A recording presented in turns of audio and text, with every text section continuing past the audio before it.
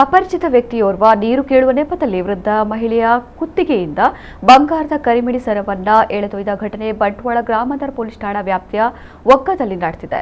ಬಂಟ್ವಾಳ ತಾಲೂಕಿನ ಒಗ್ಗ ಸಮೀಪದ ಕಾವಳಪಡೂರು ಗ್ರಾಮದ ರಾಜಪಲ್ಕೆ ನಿವಾಸಿ ಡೋಗ್ರಾ ಮೂಲ್ಯ ಎಂಬವರ ಪತ್ನಿ ಉಪಾಲಕ್ಷ್ಮಿ ಎಂಬವರ ಕುತ್ತಿಗೆಯಲ್ಲಿದ್ದ ಸುಮಾರು 3 ಲಕ್ಷ ಮೌಲ್ಯದ 2.5 ಪವನ್ ಚಿನ್ನದ ಕರಿಮಿಡಿ ಸರವನ್ನ ಕಳ್ಳ ಎಳೆದೊಯ್ದಿದ್ದಾನೆ.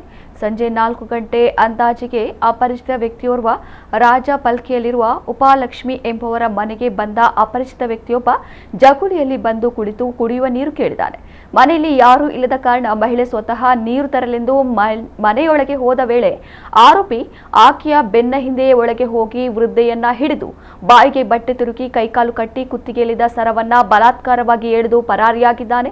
ವೃದ್ಧೆಯ ಗಂಡ ಘಟನೆ ನಡೆಯುವ ವೇಳೆ ಕೆಲವೇ ಸಮಯದ ಹಿಂದೆ ಪೇಟೆಯ ಕಡೆಗೆ ಹೋಗಿದ್ರು. ಇವರ ಮಗ ಒಗ್ಗದಲ್ಲಿ ನಡೆಯುವ ಹಿಂದೂ ಸಮಾಜೋತ್ಸವ ಕಾರ್ಯಕ್ರಮಕ್ಕೆ ತೆರಳಿದ್ದರು ಎನ್ನಲಾಗಿದೆ. ಇದೇ ಸಮಯದ ಲಾಭ ಪಡೆದು ಈತ ಬಂಗಾರವನ್ನ ಕದ್ದುಕೊಂಡು ಹೋಗಿದ್ದಾನೆ.